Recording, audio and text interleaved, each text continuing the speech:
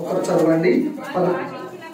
వారు ఆశించిన ప్రకారము మనము చెడ్డ వాటిని ఆశించకుండునట్లు ఈ సంగతులు మనకు దృష్టాంతములుగా ఉన్నవి. దేవునికి స్తోత్రం. హల్లెలూయా. 11వ వచనం. ఈ సంగతులు దృష్టాంతములుగా వారికి సంభవించి యుగాంతమందున్న మనకు బుద్ధి కలుగుటకై వ్రాయబడెను. దేవునికి స్తోత్రం. హల్లెలూయా. 2 వాక్యాలు చదివాము. ఈ 2 వాక్యాలలో నుండి మనము నేర్చుకోబోతున్న విషయము ఇశ్రాయేలీయుల గురించిన రాయబడిన మాటలు. ఇక్కడ అపోస్తలుడైన పౌలు కొరింథీ సంఘానికి రిమైండ్ చేస్తున్నాడు, గుర్తు చేస్తూ ఉన్నాడు. ఆనాడు ఇశ్రాయేలీయులు ఇలా ఉన్నారు, ఇలా ఉండేవారు, మనం అలా ఉండకూడదు. వారు ఆ విధంగా జీవించి నష్టపోయారు, మనము అలా ఉండకూడదు, మనము వారిలాగా ఉండకూడదు అని మనకు ఎగ్జాంపుల్ గా ఈ మాటలు రాయబడ్డాయి, దృష్టాంతములుగా మనకు ఈ మాటలు రాయబడ్డాయి అని అపోస్తలుడైన పౌలు గారు కొరింథీ సంఘానికి తెలియజేస్తున్నాడు. ఈనాడు మన సంఘానికి కూడా ఈ మాటలు అప్లికేబుల్. దేవునికి స్తోత్రం. హల్లెలూయా. ఇక్కడ మనము చూసినప్పుడు ఇశ్రాయేలీయులు అదొక పెద్ద చరిత్ర. ఇశ్రాయేలీయులు అంటే ఇశ్రాయేలీయులలో నుండి ఈరోజు ఒకే ఒక పాయింట్ మనము నేర్చుకోబోతున్నాము. అదేంటంటే ఐగుప్తు ఆశలు అనే దాని మీద ఈరోజు వాక్యాన్ని మనం వినబోతున్నాం. ఈ అధ్యాయంలో మొదటి నుండి మనము చూసినప్పుడు, మొదటి నుండి 5 వచనాలలో మనం చూసినప్పుడు వారు మేఘం కింద ఉన్నారు. ఇశ్రాయేలీయులు ఎక్కడ ఉన్నారు? మీరు చూస్తే అక్కడ అందరు మేఘం కింద ఉన్నారు, అందరు సముద్రంలో నడిచారు. మోషేను బట్టి మేఘములోను సముద్రంలోను బాప్తిస్మము పొందారు. అందరూ ఆత్మ సంబంధమైన ఆహారమును భుజించారు. అందరూ ఆత్మ సంబంధమైన పానము చేశారు. ఆత్మ సంబంధమైన పానీయాన్ని వారు పానము చేశారు. ఆత్మ సంబంధమైన ఆ బండలోనిది త్రాగారు. ఆ బండ క్రీస్తే. హల్లెలూయా. ఎంత గొప్ప అవకాశం వారికి ఉందో. ఒక గొప్ప గ్రేట్ లెజెండరీ లీడర్ మోషే నాయకత్వంలో వారు నడిపించబడుతూ ఉన్నారు. దేవుని మేఘము కింద నడిపించబడుతూ ఉన్నారు. సముద్రంలో ఆరిన నేలలో నడిపించబడుతూ ఉన్నారు. ఎంత ప్రివిలేజ్ వాళ్ళకు, ఎంత గొప్ప ఆధిక్యత ఇశ్రాయేలీయులకు. ఇవన్నీ చాలా చక్కగా నడిపించబడుతూ ఉన్నారు. వారు మోషే నాయకత్వంలో ఆ సముద్రంలోనూ ఆ మేఘము కింద బాప్తిసం పొంది ఆత్మీయ సంఘంలో చేర్చబడిన వారు. ఇవన్నీ ఈ 5 వచనాలలో రాయబడిన మాటలు అన్ని చదివిన వెంటనే 5వ వచనం చెప్తుంది, అయితే వారిలో ఎక్కువ మంది దేవునికి ఇష్టలుగా ఉండలేకపోయారు కనుక అరణ్యంలో సంహరించబడి. దేవునికి ఇష్టలుగా ఉండకపోతే నష్టపోతాం. దేవునికి ఇష్టలుగా ఉండకపోతే సంహార దూత లేదా సంహారకుడు వస్తాడు, సంహరించబడతాం. దేవునికి ఇష్టముగా వారు ఉండలేకపోయారు కాబట్టి అరణ్యంలో వారు సంహరించబడ్డారు. వెంటనే 6వ వచనంలో వారు చెడ్డవాటిని ఆశించారు. ఇశ్రాయేలీయులు చెడ్డవాటిని ఆశించారు. వారు ఆశించినట్టుగా మనం ఆశించకూడదు అనేదే ఈరోజు ముఖ్యమైన అంశం. వారు ఏమేమి ఆశించారు అని మనం ఆలోచన చేస్తే 1 కొరింథీ పత్రిక 10వ అధ్యాయము 7వ వచనం. ఇది మొదటి విషయం. ఇశ్రాయేలీయులు తినటుకును త్రాగుటకును కూర్చుండి ఆడుటకు లేచిరి. చాలండి. తినడానికి, త్రాగడానికి, ఆడడానికి ప్రాముఖ్యతనిచ్చారు. వారిలో ఉన్న ఒక ఆశ, మొదటి ఆశ. వారిలో నుంచి వారు చెడ్డవాటిని ఆశించి నశించిపోయారని వాక్యం చెప్తుంది కదా. 6వ వచనం చదివే మనము. వారు ఏం ఆశించారు అంటే తిండిని ఆశించారు. తినడము, త్రాగడము, ఆ తర్వాత తిన్నది అడిగేదాకా ఆడడం. ఇశ్రాయేలీయులు దానికి ప్రాముఖ్యతనిచ్చారు. నిర్గమకాండంలోకి ఒకసారి వెళ్దాం. ఏం చేశారు? వారు తినడము, త్రాగడం, ఆడడము అని రాయబడి ఉన్నది అని ఇక్కడ ఉంది కదా. మనం 7వ వచనం చూసాం కదా. అని రాయబడినట్లు ఎక్కడ రాయబడిందని మనం చూస్తే వెనక్కి వెళ్తే ఒకసారి మరలా మనం ఇక్కడ ఉండాలి.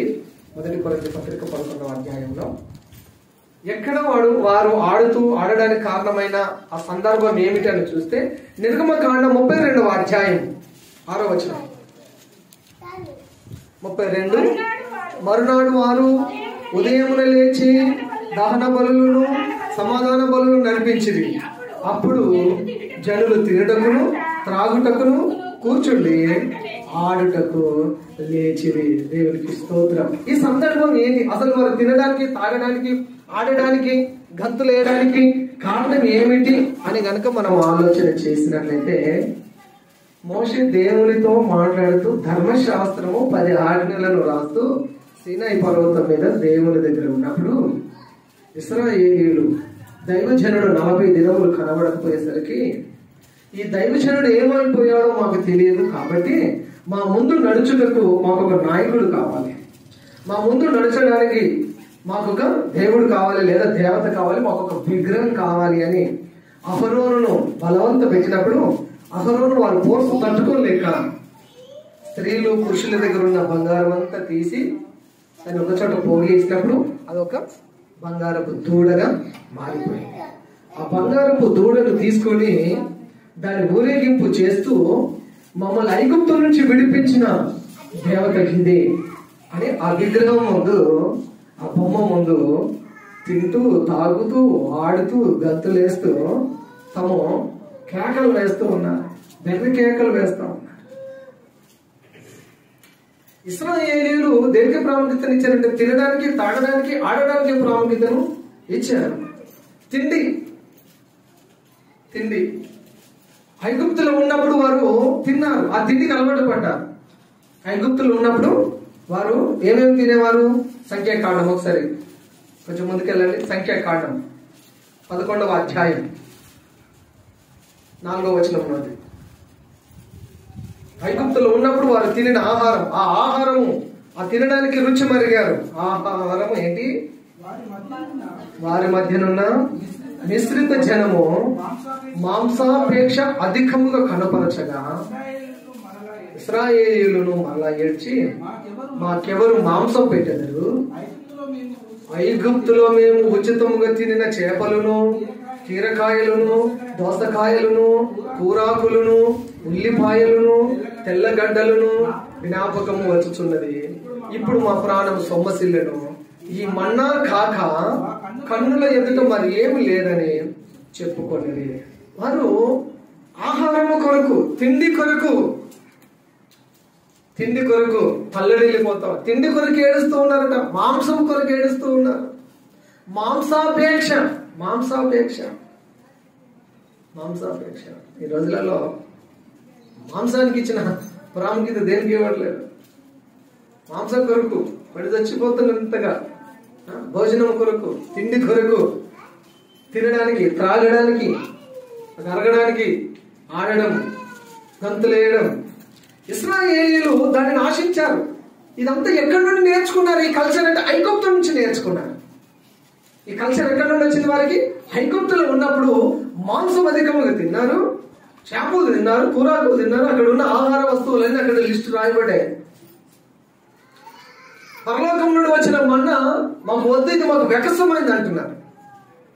ఆత్మీయ ఆహారము మాకు వద్దు, మాకు ఆ ఐగుప్తు ఆహారం, ఆ విగ్రహార్పితమైన ఆహారము, ఆ శరీర ఆహారము, ఆ లోకానుసారమైన ఆహారమే మాకు కావాలి అంటున్నారు. వారిలాగా మనము ఉండకూడదు. హల్లెలూయా. 1 కొరింథీ 10:6 మర్చిపోకండి. వారు ఆశించినట్లు చెడ్డ వాటిని మనం ఆశించకుండా మనకు దృష్టాంతములుగా రాయబడ్డాయట. ఐగుప్తు కల్చర్, లోకానుసారమైన పద్ధతి నీలోనికి రాకుండా చూసుకో. ఇశ్రాయేలీయులు ఐగుప్తు కల్చర్ కు అలవాటు పడ్డారు, ఐగుప్తు ఆహారానికి, ఐగుప్తులో ఉన్న ఆశలకు అలవాటు పడుతూ ఉన్నారు. మనం వారిలాగా ఉండకూడదు. వారిలాగా మనం లోకానుసారమైన వాటిని ఆశించి దేవుని ఉగ్రతకు మనము పాత్రులము కాకూడదు. లూకా సువార్త 21వ అధ్యాయం 34వ వచనం తెరవండి. లూకా సువార్త 21. మీ హృదయములు ఒకవేళ తిండి వలనను ఐక్య విచారం వలన మందంగా ఉన్నందున ఆ దినము అకస్మాత్తుగా ఈ మీదకు ఉరివచ్చినట్లు రాకుండా మీ విషయమై మీరు జాగ్రత్తగా ఉండండి. తిండి విషయంలో జాగ్రత్తగా ఉండండి. మీ హృదయము తిండి వలనను మత్తు వలనను ఐహిక విచారం వలనను మందంగా ఉంటే జాగ్రత్త పడు. నిన్ను నువ్వు జాగ్రత్త పరచుకో. మనల్ని మనము జాగ్రత్త పరచుకోవాలి. ఇశ్రాయేలీయులు జాగ్రత్తగా లేరు, అజాగ్రత్తగా ఉన్నారు. అజాగ్రత్తగా ఉంటే నష్టంలో పడతాము, నాశనంలో పడతాము. కాబట్టి ఇశ్రాయేలీయులు తిండికి, త్రాగడానికి, ఆడడానికి ప్రాముఖ్యతనిచ్చారు. మనం వారిలాగా ఉండకుందుము గాక. ఆమేన్. హల్లెలూయా. నెక్స్ట్ రెండవది 1 కొరింథీ పత్రిక 10వ అధ్యాయము 7వ వచనం. 1 కొరింథీ 10వ అధ్యాయం 7వ వచనం. జనులు తినుటకును త్రాగుటకును కూర్చుండిరి, ఆడుటకు లేచిరి అను రాయబడినట్లు వారిలో కొందరి వలె మీరు విగ్రహారాధికులు అయి ఉండకూడదు. విగ్రహారాధన చేయకూడదు, విగ్రహారాధికులుగా ఉండకూడదు. మన దేవుడు విగ్రహం కాదు. అర్థమవుతుందా? నా వైపు చూడండి. మన దేవుడు విగ్రహము కాదు. ఆయన జీవం కలిగిన దేవుడు, ఆయన జీవించే దేవుడు. ఆయన మొదటివాడు, ఆయనే కడపటివాడు, ఆయనే ప్రారంభం, ఆయనే అంతం. ఆయన ఉన్నవాడు, అనువాడు, ఆయన ఆమేన్ అనువాడు. సర్వలోక సృష్టిని సృష్టించినవాడు, దాన్ని ఏలుచున్నవాడు, పరిపాలించుచున్నవాడు. సృష్టిని సృష్టించింది ఆయనే, దాన్ని పరిపాలించేది ఆయనే. సకల లోక జగమంతా ఆయననే సృష్టించాడు. ఆయన తప్ప వేరొక దేవుడు లేడు. ఆయనే సర్వంకు సర్వాధికారి అయి ఉన్నాడు, సర్వభౌమాధికారం కలిగిన దేవుడు అయి ఉన్నాడు. ఆయన జ్ఞానానికి మితి లేదు. ఆయనకు ఆలోచన చెప్పుడు ఎవరి వశం కాదు. దేవుడు విగ్రహం కాదు, ఆయన జీవం కలిగిన దేవుడు. హల్లెలూయా. నువ్వు సేవించే దేవుడు, నువ్వు ఆరాధించే దేవుడు ఆయన జీవం కలిగిన దేవుడు. ఆయనలో జీవం ఉన్నది. ఆయన జీవించుచున్నాడు కనుక మనం జీవించగలుగుతున్నాం. ఆయనలో జీవం ఉన్నది. పునరుత్థానములు జీవములు నేనే అన్నాడు. నేను మృతి పొందాను కానీ ఇదిగో నేను యుగ యుగములు సజీవుడని అన్నాడు. ఇలా చెప్పిన వారు ఎవరైనా ఉన్నారా ప్రపంచంలో? నేను జీవం కలిగిన వాడని చెప్పిన వారు ఎవరైనా ఉన్నారా? నేను సర్వాధికారిని అని చెప్పిన వారు ఎవరైనా ఉన్నారా? ఎవరి స్వార్థం కొరకు వాళ్ళు చరిత్రలో లిఖించుకున్నారు తప్ప సర్వ భూప్రపంచాన్ని సృష్టించి పరిపాలించి ఏలుచున్న దేవుడు. మానవుడు పతన స్థితిలో ఉన్నప్పుడు తానే ప్రభు, తానే మానవుడిగా వచ్చి ప్రాణం పెట్టి తిరిగి లేచాడు. ఆయనకు సాటి ఎవరంటే ఎవరితో సాటి పోల్చగలమైనను, ఎవరితో కూడా ఆయనను సాటి పోల్చగలలేము. హల్లెలూయా. విగ్రహారాధనకు ప్రాముఖ్యతనిచ్చారు ఇశ్రాయేలీయులు. వారు విగ్రహారాధనను ఆశించారు. మనము అలా ఉండకూడదు అనేది దేవుని వాక్యము చెప్తుంది. ఇందాక మీరు చదివినట్టుగా నిర్గమకాండం 32:1-4 చూసినప్పుడు ఒక బంగారపు దూడని చేస్తున్నారు. విగ్రహము కావాలంటున్నారు. మా ముందు నడవడానికి ఒక విగ్రహం కావాలంటున్నారు. విగ్రహంలో ఏం లేదు. విగ్రహము దాంట్లో జీవం లేదు, దాంట్లో జీవము లేదు. 115 కీర్తనలో మీరు చదివితే నోరుండి మాట్లాడలేదు, చెవులుండి వినలేదు, కళ్ళు నుండి చూడలేదు. అదొక మాయ బొమ్మ. దానిని పూజించేవారు, దానిని అనుసరించేవారు దాని వంటి వారే అని 115 కీర్తనలో మనం చూస్తాం. దేని రూపమునైనను విగ్రహమునైనను నువ్వు చేసుకోకూడదు. రెండవ విషయాన్ని మనం ఆలోచన చేస్తున్నాం. ఇశ్రాయేలీయులు విగ్రహారాధనకు ప్రాముఖ్యతనిచ్చారు. 10 ఆజ్ఞలు మనకు ఉన్నాయి. ఎక్కడున్నాయి 10 ఆజ్ఞలు? ఎక్కడున్నాయి తెలుసా? ఎక్కడున్నాయి తెలుసా? 10 ఆజ్ఞలు ఎక్కడున్నాయి? ఇక్కడ నిర్గమకాండం 20 అధ్యాయాలు ఉన్నాయి. 10 ఆజ్ఞలు ఎక్కడున్నాయి బైబిల్లో? నిర్గమకాండం 20 అధ్యాయాల్లో మొదటి నుండి ఉన్నాయి. 10 ఆజ్ఞలలో ఒక ఆజ్ఞ విగ్రహారాధన చేయకూడదు. 4వ వచనం చదువుతారా? 10 ఆజ్ఞలలో ఒక ఆజ్ఞ విగ్రహారాధన చేయకు. పైన ఆకాశం అందే గాని, కింద భూమి అందే గాని, భూమి కింద నీళ్ళ అందే గాని, దేని రూపంనైనను విగ్రహంనైనను నువ్వు చేసుకోకూడదు. వాటి సాగిల పడకూడదు, వాటిని పూజింపకూడదు. ఓకే, చాలు. 10 ఆజ్ఞల్లో ఒక ఆజ్ఞ విగ్రహారాధన చేయకు. విగ్రహానికి సాగిలో పడకు. ఆ విగ్రహాన్ని పూజించుకో, ఆ విగ్రహ అర్పితమైన దానిని తినకు. ఏది విగ్రహం? నీ జీవితంలో దేవుని కంటే దేని ఎక్కువగా ప్రేమిస్తావో అది నీ జీవితంలో విగ్రహం అయి కూర్చుంటుంది. మన జీవితంలో దేవుని కంటే దేనికి ఎక్కువ ప్రాముఖ్యత ఇస్తావో అది నీ జీవితంలో విగ్రహం. దేనికి ప్రాముఖ్యతను ఇస్తున్నారు ఈనాడు? నేనే విగ్రహార్థన చేయట్లేదే, నా ఇంట్లో ఏ విగ్రహం లేదు, నా పర్సులో నా జేబులో కూడా ఏ విగ్రహం లేదు అని మీరు అనొచ్చు. లిటరల్ గా ఏ విగ్రహం లేకపోయి ఉండొచ్చు, కానీ దేవుని కంటే ఎక్కువగా దేనికి ప్రాముఖ్యతను ఇస్తున్నావు, దేవుని కంటే ఎక్కువగా దేన్ని ప్రేమిస్తున్నావు అది నీ జీవితంలో ఒక విగ్రహం, ఒక ఐడల్. అది కూడా విగ్రహమే. అది లేకుండా చూసుకో. దేవుని కంటే ఏది ఎక్కువ ప్రేమించినది విగ్రహమే. విగ్రహారాధనలు మానాలి, లేకపోతే మనలో ఒక విగ్రహం లాగా మారిపోతాము. లోతు భార్యలాగా ఒక విగ్రహం లాగా మారిపోతాం. విగ్రహారాధన చేయకు. ఇశ్రాయేలీయులు విగ్రహాన్ని పూజించారు, నష్టపోయారు. మనం వారిలాగా చెడ్డ వాటిని ఆశించకుండా ప్రభు సహాయం చేయను గాక. ఆమేన్, హల్లెలూయా. మొదటి కొరింథీ పత్రిక 10వ అధ్యాయం 3వ విషయం. మొదటిది భోజనం గురించి, రెండవది విగ్రహం గురించి, మూడవది మొదటి కొరింథీ 10వ అధ్యాయం 8వ వచనం. మరియు వారి వలె మనము వ్యభిచరించక ఉందుము. ఇంకా కంటిన్యూషన్. వారిలో కొందరు వ్యభిచరించినందున ఒక్క దినముననే 23,000 మంది వ్యభిచారం. ఇశ్రాయేలీయులు వ్యభిచారం చేశారు, మనం వారిలాగా ఉండకూడదు. వారిలాగా ఉండొద్దనే రాయబడింది, వారిలాగా ఉండొద్దు అని చెప్తుంది వాక్యం. వ్యభిచారం, ఇశ్రాయేలీయులు వ్యభిచారానికి ప్రాముఖ్యతనిచ్చారట.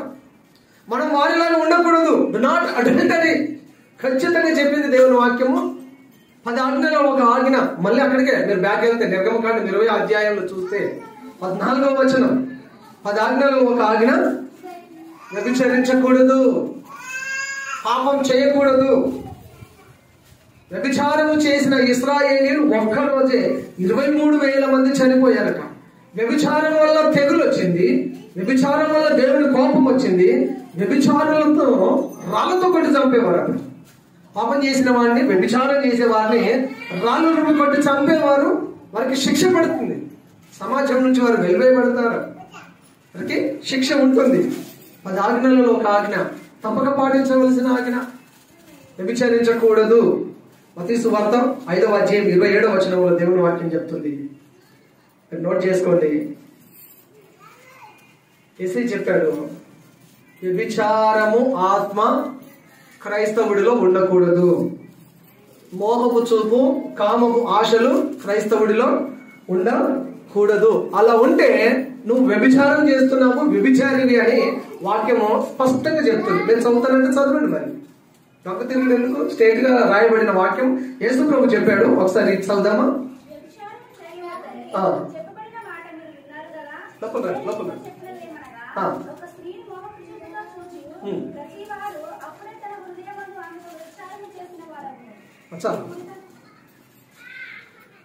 పాపము, వ్యభిచారం గురించి ఎంత కఠినంగా దేవుని వాక్యము చెప్పబడుతుంది. జాగ్రత్త పడాలి, దేవుని వాక్యానికి భయపడాలి, దేవుని మాటకు భయపడాలి. వ్యభిచారం ముందు పట్టబడిన ఒక స్త్రీని యేసయ్య దగ్గరికి తీసుకొని వచ్చారు. యేసు ప్రభు వారిని క్షమించి ఒకే ఒక మాట పలికాడండి. ఒకే ఒక మాట పలికాడు. ఆ స్త్రీని క్షమించాడు, ఆమె పాపం క్షమించాడు. ఇక నుంచి నువ్వు పాపం చెయ్యకు అని చెప్పాడు. నో మోర్ సిన్ అని చెప్పాడు. Okay, one word. ఇక నుంచి పాపము చేయాలి. ఇంతకుముందు నీ జీవితం ఎట్లా ఉందో, ఎంత దుర్భరంగా ఉందో, ఎలా జీవించావో నీకు చెప్పేటోళ్ళకి చెడిపోయావేమో. ఇప్పుడు నువ్వు దేవుని దగ్గరకు వచ్చావు, ఇప్పుడు నువ్వు పరిశుద్ధ సంఘాలకు వచ్చావు, ఇప్పుడు నువ్వు వాక్యం దగ్గరకు వచ్చావు. ఇక నుంచి నువ్వు పాపం చేయవు. నీ గత జీవితాన్ని వదిలిపెట్టేసి యేసయ్య క్షమిస్తున్నాడు. ఇక నుంచి నువ్వు పరిశుద్ధంగా జీవించు. హల్లెలూయా. No more sin. ఇక నుంచి నువ్వు పాపము చేయకు. ఇశ్రాయేలీయులు పాపం చేసి మరణాన్ని కొని తెచ్చుకున్నారు. మనం వారిలాగా ఉండకుండా ప్రభు మనకు సహాయం చేయను గాక. ఆమేన్. హల్లెలూయా. నెక్స్ట్ 4వది మొదటి కొరింథీ పత్రిక 10వ అధ్యాయం 9వ వచనం. మనము ప్రభువును శోధింపక ఉందుము, వారిలో కొందరు శోధించి సర్పము వలన నశించింది. శోధించొద్దు ప్రభువును. ఇశ్రాయేలీయులు అడుగడుగున ప్రభువును శోధించారు. ఇశ్రాయేలీయులు దేవుని అడుగడుగున శోధించారు. మమ్మల్ని ఐగుప్తులను ఎంత తీసుకొచ్చినావు అడుగుతా ఉన్నారు. అక్కడ మాకు చక్కటి భోజనం ఉండేది, చక్కటి వసతులు ఉండేది, చక్కటి నివాస స్థలములు ఉండేది, చాలా రాయల్ లైఫ్ జీవించే వారము. ఈ ఎడారిలో మమ్మల్ని చంపడానికి తీసుకొచ్చావా? ఇక్కడ నీళ్లు లేవు, అన్నం లేదు, ఆహారం లేదు, ఈ చవిసారములు లేని ఈ ఆహారం మాకు వికసమైంది, మాకు ఈ మన్నా వద్దు, నువ్వద్దు, మీరు దండం బాబు. అడుగడుగున ప్రభువును శోధించారు ఇశ్రాయేలీయులు. వారిలాగా మనం శోధించొద్దు ప్రభువును. వారిలాగా మనము ప్రభువును శోధించొద్దు. వారు శోధించారు. ఏం జరిగింది అసలు? వారు శోధించడం వల్ల ఏమైంది? వారు శోధించి సర్పముల వల్ల చనిపోయారట. దేని వల్ల చనిపోయారు? ప్రభువును శోధించడం ద్వారా, దేవుని శోధించడం ద్వారా సర్పములు వచ్చాయి.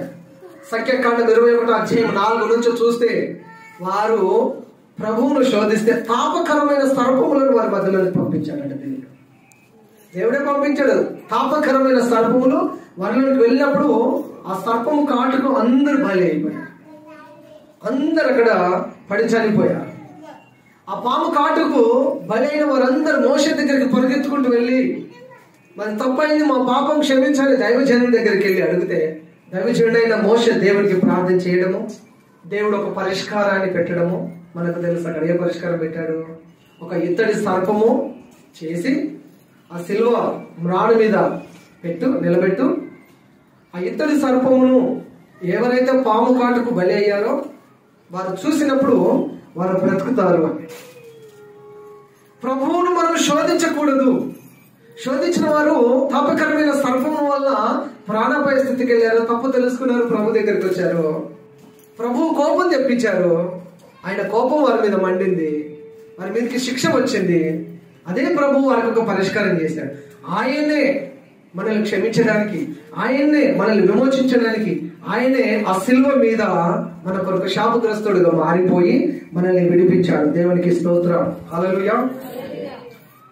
నీ దేవుడైన యెహోవాను ప్రభువును నువ్వు శోధించొద్దు. ఇశ్రాయేలీయులు శోధించారు, మనము శోధించకూడదు. శోధకుడు సాతాను అని గుర్తుపెట్టుకోండి. మత్తయి సువార్త 4లో యేసయ్యను శోధించాడు సాతాను నుంచి. ఎత్తైన కొండ మీద నుంచి నువ్వు కిందికి దూకు, దేవదూతలు వచ్చి నేను పట్టుకుంటాను, ఈ రాళ్లను రొట్టెలగినట్లు చెయ్యి. ఇప్పుడు ప్రభు చెప్పాడు, యేసయ్య చెప్పాడు సాతానుతో, నీ దేవుడైన ప్రభువును శోధించకూడదు. మత్తయి సువార్త 4:7లో మాట చూస్తాను. ప్రభువును శోధించకు, ప్రభువును శోధించకు. దేవుడు మనల్ని పరిశోధించాలి. దేవుడు మనల్ని పరిశోధించి మనల్ని తెలుసుకోవాలి. మన పరిస్థితులన్నింటినీ తెలుసుకొని ఆయన పరిస్థితులను చక్కపరచాలి.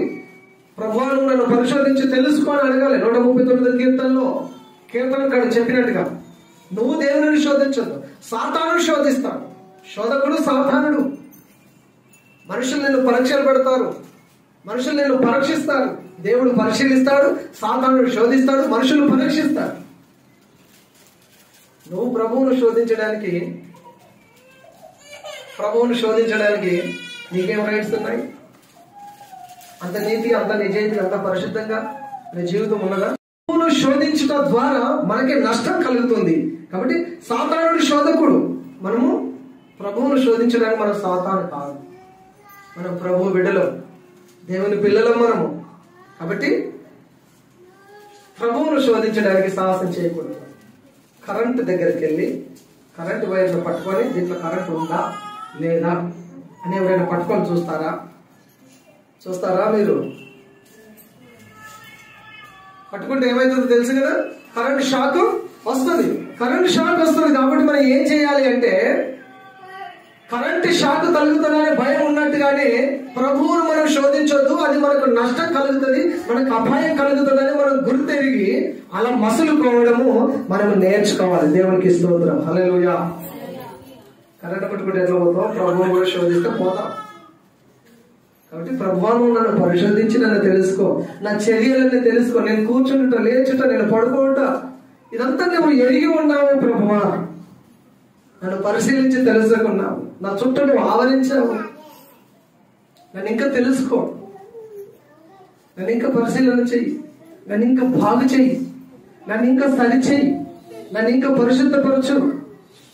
అడగాలే ప్రభువును మనం శోధించడానికి మనకి ఏ రకమైన రైట్స్ లేవు. దేవునికి స్తోత్రం, హల్లెలూయా. చివరిది మొదటి కొరింథీ పత్రిక 10:10.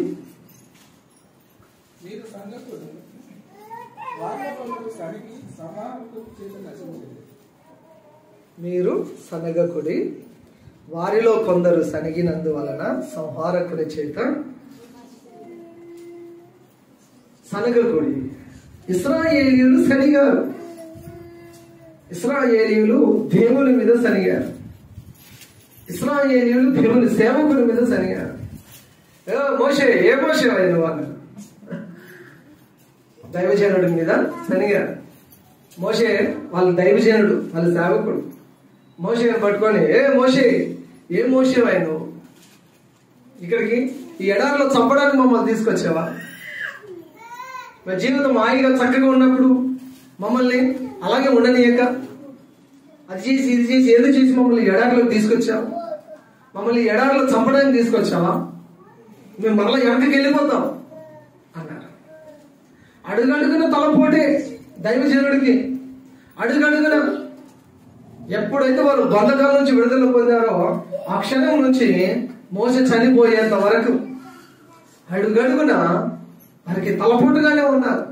ప్రతి విషయానికి సనగడం, ప్రతి విషయానికి సనుగులు. ఇది చాలా చెడ్డది. ఇశ్రాయేలీయుల దగ్గర ఉన్న చెడ్డ గుణాలు అవి. మనం అలా ఉండకూడదు అనేది ఈరోజు వాక్యం. సనగడం నీ జీవితంలో ఉండకూడదు. యథార్థంగా ఉండు, యథార్థంగా ఉండు. సనగడం వల్ల నీ ఆరోగ్యం పాడవుతుందమ్మా. సహోదరి సహోదరుడా, సనగడం వల్ల నీ మనశ్శాంతి పాడవుతుంది, నీకు తలపోటు వస్తుంది, నీ ఆరోగ్యం పాడైపోతుంది. ఇది మంచిగా లేదు, అది మంచిగా లేదు, వీళ్ళు చక్కలేరు, వాళ్ళు చక్కలేరు, వాడిట్లా వీళ్ళిట్లా, ఈమెట్లా ఆమెట్లా, ఆయనట్లా ఈయనట్లా. ప్రతి దానికి సనగడం. ఇది బాగలేదు, అది బాగలేదు, వీళ్ళు కరెక్ట్ లేదు, వాళ్ళు కరెక్ట్ లేదు, చర్చ్ కరెక్ట్ లేదు, పాస్టర్ కరెక్ట్ లేదు, సంఘస్థులు కరెక్ట్ లేదు, నా పక్కన కూర్చుంటాడు పర్ఫెక్ట్ లేదు, కరెక్ట్ లేదు. మనం కరెక్ట్ చూసుకుందాం. నేను కరెక్ట్ ఉన్నానా? అందరు ఇలాగే అనుకోవాలి, నేను కరెక్ట్ ఉన్నానా? అంతే కదమ్మా, తప్పేమన్నది ఇక్కడ. అందరు ఇదే మాట అనుకుంటే నేను కరెక్ట్ ఉండాలి అని అనుకుంటే అందరు కరెక్ట్ అవుతారు, అందరు సెటరేట్ అవుతారు. ఒకరినొకరు సరి చేయాల్సిన పని లేదు. నేను కరెక్ట్ ఉండాలి, నేను యథార్థంగా ఉండాలి, నేను నీతిగా నిజాయితీగా ఉండాలి, నాలో సనుగులు ఉండొద్దు. నీకు నీవు ఒక తీర్మానం చేసుకుంటే అందరూ బాగా కనబడతారు. ఎవరి దగ్గర ఈ సనుగులు అనే రోగం ఉండదు. హల్లెలూయా. దేవుని మీద, దేవుని సేవకుని మీద సనిగారట, సంహారకుని చేత చచ్చారు. ఒకసారి చదువుతారా? సంఖ్యాకాండం 11వ అధ్యాయం 3వ వచనం చివరికి వచ్చారు. సంఖ్యాకాండము 11వ అధ్యాయం 1 నుంచి 3 వచనాలు.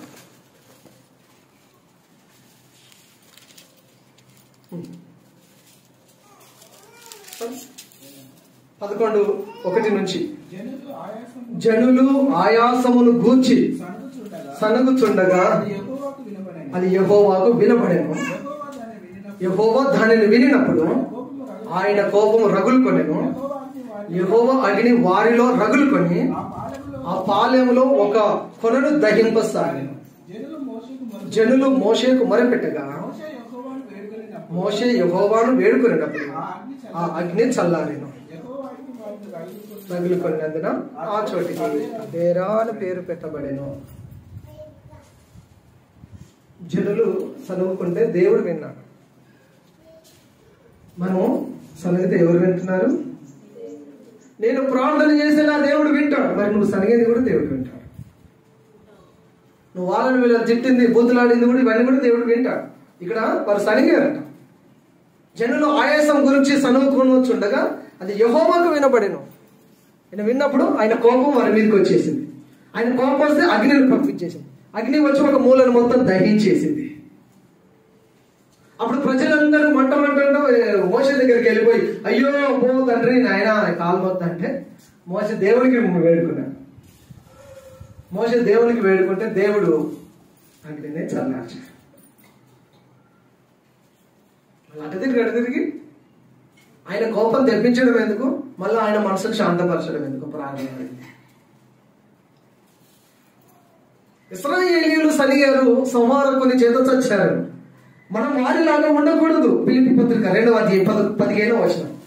ఫిలిప్పీలకు రాసిన పత్రిక ఒక చక్కటి వాక్యము చదవండి సనగడం గురించి. ఫిలిప్పీ పత్రిక 2వ అధ్యాయం 15వ వచనం. బంగారం లాంటి మాట అండి. ఎవరు ముందు అవుతారు చూద్దాము.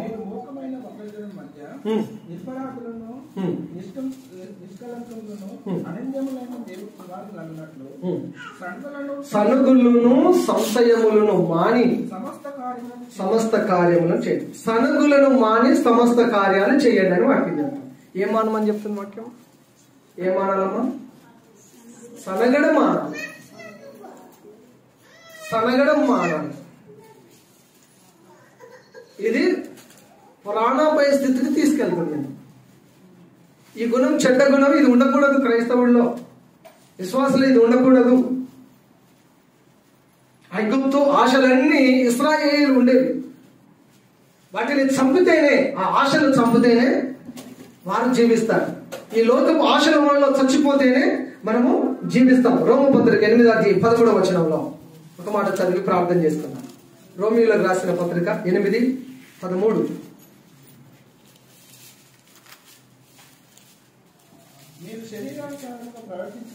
మీరు శరీరానుసారముగా ప్రవర్తించిన ఎడల చావవలసిన వారై ఉందురు గాని ఆత్మచేత శరీర క్రియలను చంపిన ఎడల జీవింతులు. ఆత్మచేత శరీర క్రియలను చంపితే జీవిస్తారు. ఇశ్రాయేలీయులు ఐగుప్తు ఆశలను చంపుకోలేదు. వాటిని వెంట తెచ్చుకున్నారు. అరణ్యంలో రాలిపోయారు. ఈనాటి సంఘము, యుగాంతమందున్న సంఘము మనకు దృష్టాంతములుగా వారి గురించి చెప్పబడింది.